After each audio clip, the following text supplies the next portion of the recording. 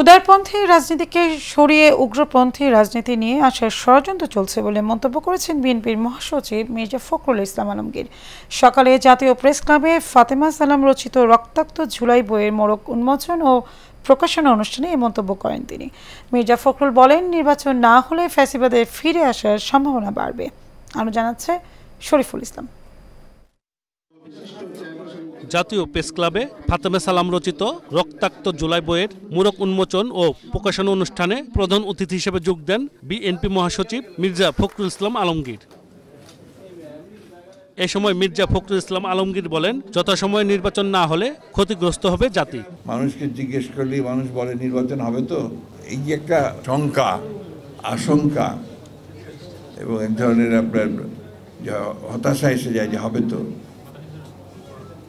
আমি যেটা বলি সবসময় যে নির্বাচন হবেই, এবং যে ঘোষণা দেওয়া হয়েছে সেই সময়টাতেই হবে। এই কারণে যে এর কোনো বিকল্প নেই। আজকে যদি নির্বাচন বন্ধ করা হয় বা নির্বাচন না হয়, তাহলে এই জাতি প্রচণ্ড রকমের ক্ষতিগ্রস্ত হবে এবং ফ্যাসিবাদের ফিরে আসার সম্ভাবনা অনেক বাড়বে। উদারপন্থী রাজনীতিকে সরিয়ে উগ্রপন্থী রাজনীতি প্রতিষ্ঠা করার ষড়যন্ত্র চলছে বলেও জানান বিএনপি মহাসচিব। দুর্বৃত্তায়নগুলোকে তারা নিয়ন্ত্রণ করতে পারছেন না। এখনো আপনারা ক্ষমতায় কাছেও আসেননি। অনেক চক্রান্ত আছে, ষড়যন্ত্র আছে।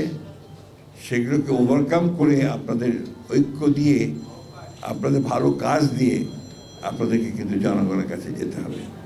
মধ্যপন্থা রাজনীতি, উদারপন্থী রাজনীতি, উদারপন্থী গণতন্ত্র তাকে সরিয়ে দিয়ে একটা উগ্রবাদের রাজনীতিকে নিয়ে আসা বাংলাদেশে।